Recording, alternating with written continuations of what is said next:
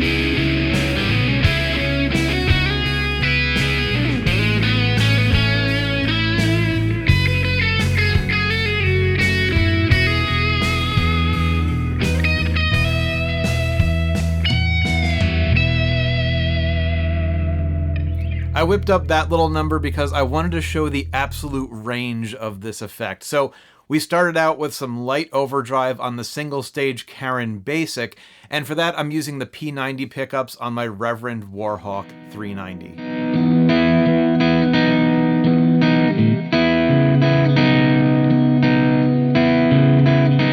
And then for some contrast, I let it rip with a fully saturated standard Karen, and I bounced back and forth between the bridge and the neck pickups in that Reverend Jetstream because I just can't pick a favorite.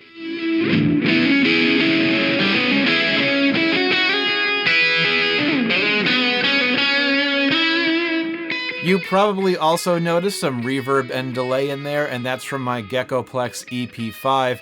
Now that's just a beautiful piece of gear right there. One that I should probably start using more. Like, a lot more. But today we're talking about the Karens. Eddie Rifkind makes a number of Karen and Karen adjacent pedals, including the Ken, the Karen X, and my personal favorite, the Karen of Tone.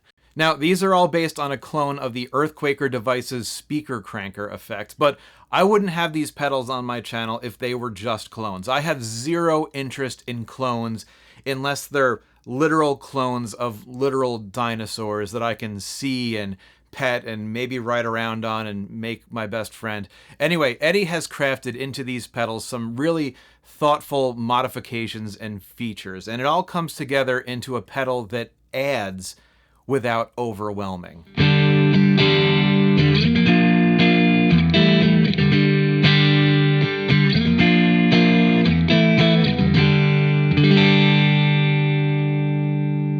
The heart of it all is a transistor-based amplification circuit. It's what you find in the speaker cranker and in the original Electro Distortion that was based on, as well as countless others. And all that means is you take an op-amp-based hard clipping circuit and then you swap out the op-amp for a transistor. There's obviously additional shaping involved to get the tone and the levels right, and there's a wonderful video about the Electro Distortion circuit at this link over here. You should check that out at some point if you want an even deeper dive. But if we take a peek inside the standard Karen, we actually see three transistors. The 2N3904 down here kicks off the first gain stage, and that flows into a second gain stage, which is powered by one of these 2N5088s, where the clipping is adjustable by this haircut switch. Get it? Haircut? Clipping? Huh?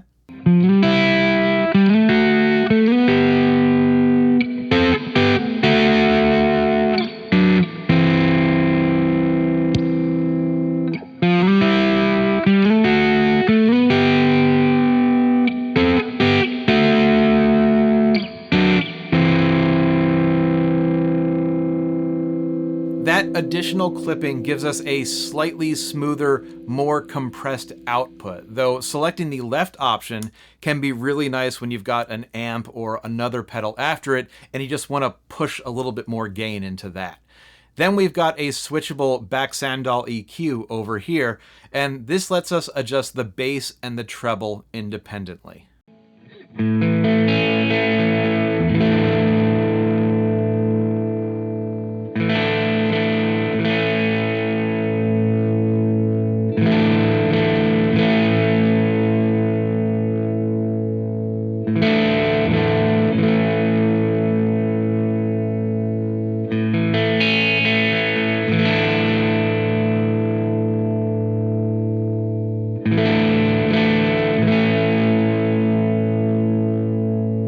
Or if we decide we don't want that EQ in the way, we just flip this switch down and don't you use that tone with me. The tone stack here is actually what uses that third transistor to make up for volume that might be lost as a result of those filters. And it kind of acts like a third gain stage. So even with both knobs centered, bypassing the tone stack gives us another slightly different variation that we can run with.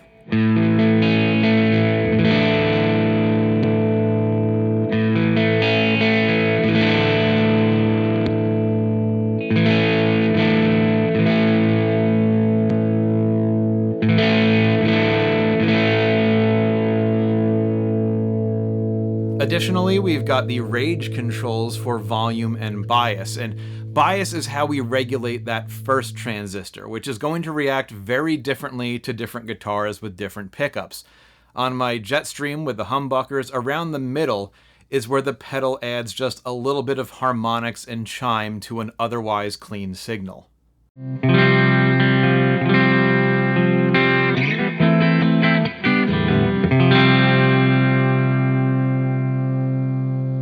And if we keep pushing it up, we'll get into some thicker, more saturated tones.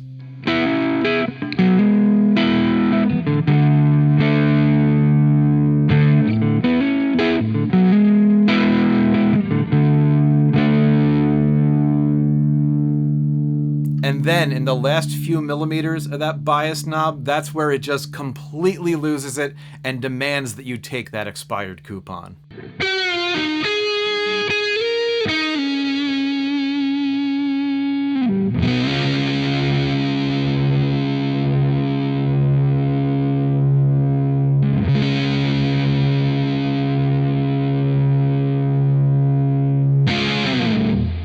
Between this, the Looking Glass, the Hot Wax, and a few others that I know I'm forgetting, I'm being made increasingly aware of the fact that transistors aren't just for fuzz pedals. Now, in the last video, I mentioned a pink pedal, and for the rhythm guitar in that first jam, this is the pedal I used. It's the Karen Basic. So you take that core circuit and we still get the switchable tone stack with the knobs as well as a range knob, but you lose out on the second gain stage, the switchable diodes for the clipping modes, and the volume knob, but it still absolutely rips.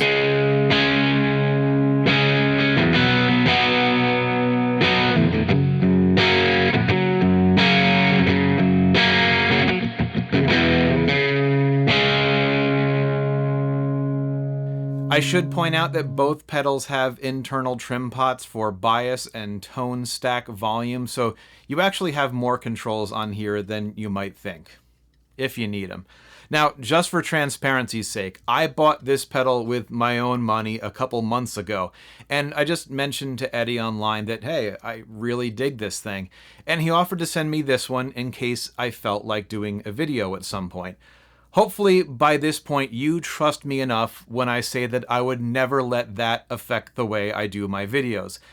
These things take 10, 15, occasionally 20 hours of work for a 10-15 minute video, and there's no way that I would spend that amount of time with a piece of gear that I didn't genuinely enjoy. I'm obviously not doing it for the money, and I'm literally running out of room for pedals, so it's gotta be something that's fun. And these are fun pedals. Eddie Rifkind Effects is on Reverb, and you can see what's available right now. These are handmade in the US with a lifetime warranty. Just don't lose your receipt, otherwise you might have to settle for store credit. I know I've touched on this before, but how lucky are we? We've got a bunch of big name pedal companies constantly one-upping one another and keeping prices reasonable. And then at the same time, we've got independent builders and smaller shops filling in the gaps with their own boutique creations and unique builds. And then we've got everything else in between, including collaborations and retro fantasy reproductions. There's just so much at all levels. Another interest of mine is model railroading, specifically N scale. And we just don't have that in the train world. We've got whatever the big three manufacturers feel like putting out that year, plus whatever's floating around on eBay and at train shows and yard sales. There's no reverb for model trains. Plus, a heavily used 30-year-old tube screamer is probably something that you can take out of your mailbox and bring on a worldwide tour without a problem. A heavily used model locomotive like this one is probably missing some detail parts, and it's going to need some electrical and mechanical repairs to get it running like new. I realize it's not an apples to apples comparison, but it's just something I want people to keep in mind. We're really fortunate when it comes to this stuff. And hey, speaking of fortunes, wish me luck. I'm heading to Vegas for a little bit of vacation, so don't expect anything from me next week, but I've got so much exciting stuff lined up for August and beyond. So thanks for sticking with me. I'll catch you on the next one.